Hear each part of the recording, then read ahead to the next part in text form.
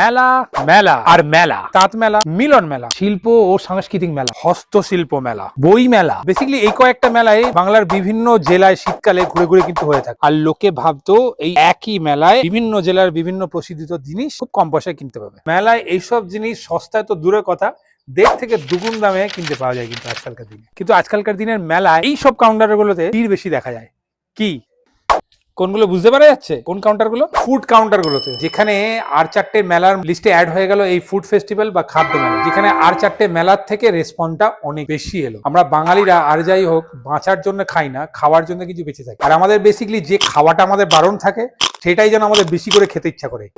কিন্তু বছর চারেক আগে এই খাদ্য মেলা বলে কিছু কিন্তু ছিল না। হতো কয়েকটা জায়গায়, কলকাতার সিলেক্টিভ কয়েকটা জায়গায় হতো, বাকি জায়গাতে হতো না। কিন্তু আজকের দিনে দাঁড়িয়ে বিভিন্ন জেলায় ইন্ডিভিজুয়ালি এই খাদ্য মেলা কিন্তু হয়ে থাকে, তাই আর কি। আর আমি পৌঁছে গেলাম আমার শহরে হয়ে যাওয়া খাদ্য মেলা, মানে চুচুড়া শহরে।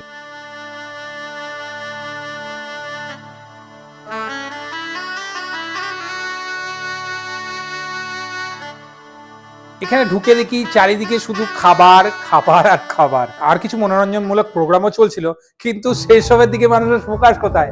আমার মতন 80% মানুষের ফোকাস হচ্ছে খাবারের দিকে। বেসিক্যালি শীতকাল বলে কথা, তো প্রথমে ঝাঁপিয়ে পড়লাম এই পিঠের কাউন্টারের দিকে। অনেক ধরনের পিঠে রয়েছে, কিছু পিঠে এমন আছে যার আমি নামই জানি না।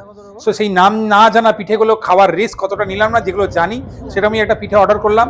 যেমন ধরুন এই পাটিসাপটা, পাটিসাপটা খেতে সৌসো ছিল, খুব একটা ভালো ছিল না, খুবই ডিসঅ্যাপয়েন্টিং লাগলো।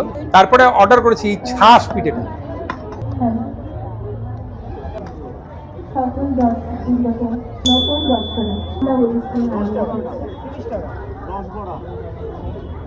ছাস পিঠেটা খেতে বেশ তুলনামূলকভাবে ভালোই ছিল, কিন্তু একটা প্রাইস ইস্যু কিন্তু থেকেই যাচ্ছে। আপনি এই নর্মাল পাটিসাপটায় বাইরে যে কোনো কাউন্টারে খেলে আপনি 20 টাকায় পেয়ে যাবেন। ইভেন আমি মিলন মেলা ত্রিবেণীতে খেয়েছি, সেখানেও 20 টাকা মেলার মধ্যে নিয়েছে। এটা যেহেতু ডেডিকেটেড খাদ্য মেলা, এর মধ্যে 30 টাকা প্রাইস। এটা খাওয়ার পর পেটের জ্বালাটা একটু শান্ত হলো, মনটাকে একটু স্থির রেখে মেলা ঘুরতে রাখলাম আর বিভিন্ন খাবার কাউন্টারে দিতে দেখতে থাকলাম। কিন্তু মেলার একটা জায়গায় এসে আমার চক্ষু চড়ক গাছ হয়ে গেল, খুব স্থির হয়ে গেল, হয়ে যেতে বাধ্য। আর দূর থেকে আগ্নেয় অস্ত্রের মতন লাগলেও কাছে গিয়ে যখনই দেখলাম, দেখে তো আমি হতবাক। ভাই এগুলো কি প্রায় 500 গ্রামেরও ওজনের বেশি এক একটা রসগোল্লা। এগুলো রসগোল্লা না আতশবাজি না বোমাবাজি? তো চিন্তা করে দেখো তো মানুষের ক্রিয়েটিভিটি লেভেলটা কোথায় চলে গেছে। নর্মাল রসগোল্লা কেউ বোমাকৃতি দিয়ে দিচ্ছে। তো এগুলোর সাথে সাথে পাশে কিছু কালারিং রসগোল্লা ছিল, যেমন ধরুন স্ট্রবেরি রসগোল্লা, লঙ্কার রসগোল্লা ছিল সবুজ রঙের। তো আমি স্ট্রবেরি আর লঙ্কার রসগোল্লা দুটোই ট্রাই করলাম।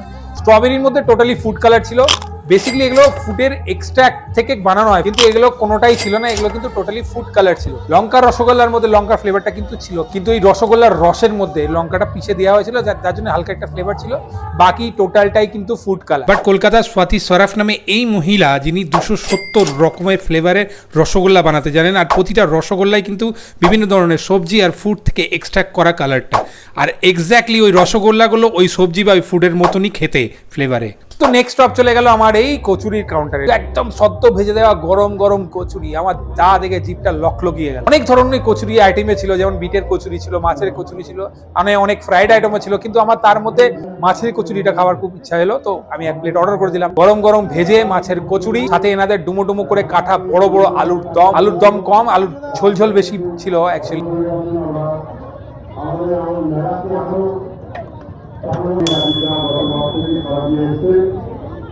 মাছের কচুরির মধ্যে মাছের ফিলে কম থাকলেও এর মধ্যে কিন্তু এসেন্স যথেষ্ট মাত্রায় ছিল। ভেটকি মাছের এসেন্স ছিল, কিন্তু পুর নামমাত্র। বাট এই ঝোল ঝোল আলুর দমের সঙ্গে গরম গরম এই কচুরিগুলো খেতে কিন্তু বেশ ভালো লেগেছে।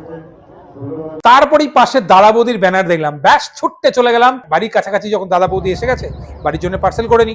কিন্তু ভাই এখানে যা লাইন পড়ছে, এর থেকে তো মনে হয় আধার কার্ড প্যান কার্ডের লিঙ্কের লাইনও কম। দাদা বৌদি যেখানেই যায় লাইন একদম পেছনে করে নিয়ে চলে যায়। যাই হোক, এখানে প্রচুর লাইন থাকতে আমি ওখান থেকে কেটে পড়লাম।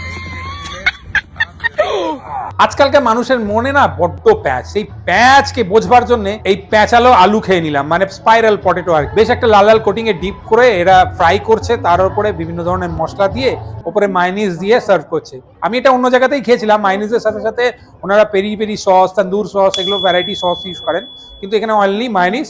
আর একটু চ্যাপা চ্যাপা ছিল, মানে এগুলো একটু ক্রিস্পি হওয়া দরকার, আলুরদমগুলো একটু চ্যাপা ছিল, আর অতটা ক্রিস্পিনেসটা ছিল না। আমার সঙ্গে সব থেকে বড় একটা ধোকা হয়ে গেল। দেখি মোমোর পট, মোমোর পটে মোমো নেই, আছে কি চিকেন ভাপা, চিকেনটাকে ম্যারিনেট করে অ্যালুমিনিয়ামে ফয়েলের মধ্যে দিয়ে এই মোমো পটের মধ্যে ওরা স্ট্রিম করছে। স্টিম করে যখন আমাকে সার্ভ করছে, একটুখানি ওপরে একটু ব্ল্যাক পেপার আর সাথে আমুল বাটার দিয়ে সার্ভ করছে। ওই হয়ে হয়ে হয়ে বেসিক্যালি খেতে বয়েল চিকেনের মতনই লাগলো, সাথে একটু ব্ল্যাক পেপার আর আমুলের স্বাদ তো এলোই। এই আনহেলদি সব খাবারের মাঝখানে এই হেলদি ডিশ, ইস ইস। তারপর আমরা ট্রাই করলাম এই প্লাম কেকটা, প্লাম কেক বা পাম কেক, এটা ট্রাই করলাম। 30 টাকা করে পিস হলেও এর মধ্যে যথেষ্ট পরিমাণে স্টাফিং ছিল, কোয়ালিটি বেশ ভালো, মধ্যে ভর্তি টুটি ফুটি আর অনেক ড্রাই ফ্রুট ছিল। এটার কোয়ালিটি আমার যথেষ্ট ভালো লেগেছে, এনাদের কাছ থেকে তোমরা ট্রাই করতে পারো। তো এর থেকে কনক্লুশন কি পেলে খাদ্য মেলা থেকে? যে নর্মাল খাবারগুলো যদি বেশি দামে খেতে চাও তাহলে এই খাদ্য মেলায় চলে যাও। তো আজকের ভিডিওটা এই পর্যন্ত রইলো, দেখা হবে পরে একটা ভিডিওতে। আজকের মেলার অভিজ্ঞতা আমার এখানেই রইলো, দেখা হবে পরে। Bye bye.